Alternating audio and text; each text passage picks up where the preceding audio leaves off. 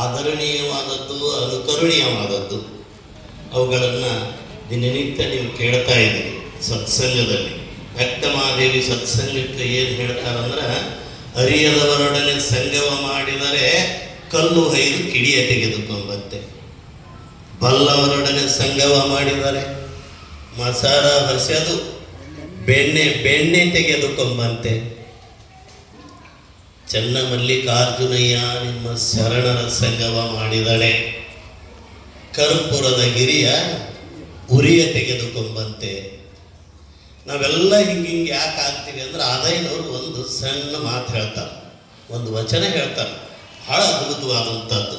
ಮನುಷ್ಯ ಮನಸ್ಸು ಮಾಡಿದರೆ ಏನೆಲ್ಲ ಆಗಬಲ್ಲ, ಮಹಾದೇವನೇ ಆಗಬಲ್ಲ ಅಂತ ಅನ್ನೋದಕ್ಕೆ ಮನುಷ್ಯನ ಮನಸ್ಸೇ ಕಾರಣ ನಮ್ಮದು ಅಂತೇಳಿ ಆದಾಯನವರು ಹೇಳ್ತಾರೆ. ಸಕಲೇಂದ್ರಿಯಗಳಲ್ಲಿ ಸುಳಿದಾಡುವ ಮನಸ್ಸು ಸೆಳೆದು ನಿಂದಾತನೇ ಸುಖಿ, ಪಂಚೇಂದ್ರಿಯಗಳಿಚ್ಛೆಯಲ್ಲಿ ಕೀಳು ಮನಮ್ಮುಗೊಂಡು ಸುಳಿವಾತನೇ ದುಃಖಿ. ಮನವು ಬಹಿರ್ಮುಖಿಯಾದರೆ ಮಾಯಾ ಪ್ರಪಂಚಿ, ಮನವು ಅಂತರ್ಮುಖಿಯಾದರೆ ಅವಿರಳ ಜ್ಞಾನಿ. ಮನವು ಮಹದಲ್ಲಿ ನಿಂದಿರಲಾತನು ಮುಕ್ತನು, ಮನೋಲಯವಾದಡೆ ಸೌರಾಷ್ಟ್ರ ಸೋಮೇಶ್ವರ ಲಿಂಗದಲ್ಲಿ ಅವೇದ್ಯನು. ಪರಮಾತ್ಮ ಆಗಲಿಕ್ಕೆ ಸಾಕಷ್ಟು ಎಲ್ಲ ಹೇಳಿದರು, ಅವರೆಲ್ಲ ಪರಮಾತ್ಮ ಆಗಿ ಹೋದವರೆಲ್ಲ ನಾವು ಪೂಜಾ ಮಾಡ್ತೀವಿ. ಮನುಷ್ಯ ದೃಷ್ಟ ಆಗ್ತಾನ, ದರಿದ್ರ ಆಗ್ತಾನ, ಕೆಟ್ಟವನಾಗ್ತಾನ, ಒಳ್ಳೆಯವನಾಗ್ತಾನ, ಪರಮಾತ್ಮನೇ ಆಗ್ತಾನ. ಸಿದ್ದೇಶ್ವರ ಶ್ರೀಗಳಂತವರು ಬುದ್ಧ ಬಸವಾದಿ ಶರಣರು ಆಗಿ ಮಹಾದೇವನೇ ಆಗಿ ತೋರಿಸಿದ್ದಾರೆ. ಮನುಷ್ಯನಲ್ಲಿ ಅಂತಹ ದಿವ್ಯ ಶಕ್ತಿ ಇದೆ. ನಮ್ಮ ಬಸವಾದಿ ಶರಣರು ಎಲ್ಲರೂ ಮನೋವಿಜ್ಞಾನಿಗಳು, ಮನಸ್ಸನ್ನು ಹಿಡಿದು ನಿಲ್ಲಿಸಿದವರು. ಬಸವಣ್ಣವರು ಇನ್ನೊಂದು ಕಡೆ ಮನಸ್ಸಿನ ಬಗ್ಗೆ ಹೇಳ್ತಾರೆ. ಏನು ಹೇಳ್ತಾರಂತಂದ್ರೆ, ಕೊಲ್ಲೆನೆಯ ಪ್ರಾಣಿಗಳ ಮೆಲ್ಲೆನೆಯ ಬಾಯಿಚ್ಚಿಗೆ, ಒಲ್ಲೆನೆಯ ಪರಸತಿಯರ ಸಂಗವ, ಬಲ್ಲೆನೆಯ ಮುಂದೆ ಕೆಡಕುಂಟೆಂಬುದ ತೊಡಕುಂಟೆಂಬುದ, ಬಳ್ಳದ ಬಾಯಂತೆ ಒಂದೇ ಮನ ಮಾಡಿ ನಿಲ್ಲೆಂದು ನಿಲ್ಲಿಸಯ್ಯ. ಬಳ್ಳ ಅಂದ್ರೆ ಸೊಲಗಿ, ಒಂದೇ ಬಾಯಿ ಭಾಳಷ್ಟಾದ್ರೆ ಮುಳುಗ್ತದೆ ಹಡಗು. ಯಾಕಂದ್ರೆ ಹಡಗಿಗೆ ಸಣ್ಣ ತೂತುಗಳಿದ್ರೆ ಹಡಗು ಮುಳುಗ್ತದೆ. ಅದಕ್ಕೆ ಎಲ್ಲದಕ್ಕೂ ಅಪ್ಪರು ಭಾಳಷ್ಟು ಹೇಳಿದ್ದಾರೆ. ಯಾಕಂದ್ರೆ ಎಲ್ಲರೂ ಈಗ ತಾವು ಈಗ ಹೊಟ್ಟೆ ಹಸಿತಾ ಇದೆ, ಮತ್ತು ಆಮೇಲೆ ಎಲ್ಲರೂ ಮನೆ ಕಡೆ ಇರ್ತೈತಿ. ಇವ್ರೇನಪ್ಪ ನಾವೆಲ್ಲ ಮನೆಗೆ ಹೋಗ್ಬೇಕಂತ ಗೊತ್ತೀವಿ. ಅದಕ್ಕಾಗಿ ನೀವೆಲ್ಲ ಕೇಳ್ರಿ ಅಂಥವರು ಪೂಜ್ಯರ ಮಾತುಗಳನ್ನು ಕೇಳಿ ನಡೆಯಲರಿಯದೆ ನುಡಿಯಲರಿಯದೆ ಲಿಂಗವ ಪೂಜಿಸಿ ಫಲವೇನು, ಅವರ ಸುಖವೆನ್ನ ಸುಖ, ಅವರ ದುಃಖವೆನ್ನ ದುಃಖ. ಕೂಡಲ ಸಂಗನ ಶರಣರು ಮನನೊಂದರೆ ಆಣುವೆಂದೆನಯ್ಯ. ಬರೇ ಪೂಜಾ ಮಾಡಿದ್ರೆ ಏನು ಉಪಯೋಗ ಇಲ್ಲ, ಹಂಗಿರ್ಬೇಕು. ಅಂದ್ರೆ ನಾವು ಬೇರೆದವರಿಗೆ ಕೆಟ್ಟದ್ದನ್ನು ಮಾಡದಿದ್ದರೆ ಸಾಕು, ಅವರು ಸುಖನೇ ನಮ್ಮ ಸುಖ. ನಮಗೆ ಕೆಟ್ಟದ್ದನ್ನು ನಾವು ಮಾಡ್ಕೋತೀವಿ ಇಲ್ಲಲ್ಲ. ಅದಕ್ಕೆ ಇಂತಹ ವಚನಗಳನ್ನು ಮತ್ತು ಬಸವ ತತ್ವ ನಿಷ್ಠರು ಮತ್ತು ಅವರೀಗ ಬಂದಿದ್ದಾರೆ, ಇದರಲ್ಲಿ ನೀವು ಅವರ ಜ್ಞಾನ ಗಂಗೆಯಲ್ಲಿ ನೀವು ನಿಂದು ಪವಿತ್ರರಾಗ್ರಿ. ನಡೆ ನುಡಿಗಳು ಸದಾಚಾರ ಅನ್ನೋದು ಬಹಳ ಮುಖ್ಯ. ಸದಾಚಾರವೇ ಸ್ವರ್ಗ, ಅನಾಚಾರವೇ ನರಕ. ನಮ್ಮ ಜೀವನವನ್ನು ಸ್ವರ್ಗ ಮಾಡೋದು ಅನಾಚಾರ, ನಮ್ಮ ಜೀವನವನ್ನು ಸ್ವರ್ಗ ಮಾಡೋದು. ಸ್ವರ್ಗ ನರಕ ಬೇರೆ ಎಲ್ಲಿ ಇಲ್ಲ, ಸದಾಚಾರವೇ ಸ್ವರ್ಗ, ಅನಾಚಾರವೇ ನರಕ. ಎಷ್ಟು ಶರಣರುಗಳು ಅವರು ಎಲ್ಲರೂ ಹಂಗೆ ಹೇಳಿದ್ದಾರೆ. ಅದ್ಭುತವಾದಂತಹ ಅಂಥವ್ರ ಮಾತುಗಳನ್ನು ಕೇಳುವ ಭಾಗ್ಯ ನಿಮ್ಮದಾಗೈತಿ. ನಾವು ಕೂಡ ಅವ್ರ ಮಾತುಗಳನ್ನು ಕೇಳಿ ಪುನೀತರಾದೀವಿ. ಮತ್ತು ಈ ಬಸವ ಜಯಂತಿಯನ್ನು ತಾವು ಬಹಳ ಅದ್ದೂರಿಯಾಗಿ ಆಚರಿಸ್ಬೇಕು. ನೀವು ಬಸವದಳ ಬಸವದಳ ಅಲ್ಲ, ರಾಷ್ಟ್ರೀಯ ಬಸವದಳ ಅಂದಿರಿ. ಅದರ ಜೊತೆಗೆ ಜಾಗತಿಕ ಲಿಂಗಾಯತ ಮಹಾಸಭೆ ಅಂತೂ ಸೇರಿಸ್ಕೋಬೇಕು.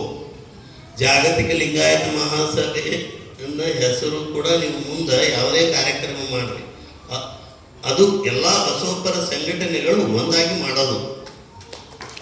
ಜಾಗತಿಕ ಲಿಂಗಾಯತ ಮಹಾಸಭೆ ಸದಸ್ಯರುಗಳು ತಾವೆಲ್ಲ ಆಗಬೇಕು. ಬಂದವರು ಬಸವದಳದ ಸದಸ್ಯರು ಇರಲಿ, ರಾಷ್ಟ್ರೀಯ ಬಸವದಳದ ಸದಸ್ಯರು ಇದ್ರು.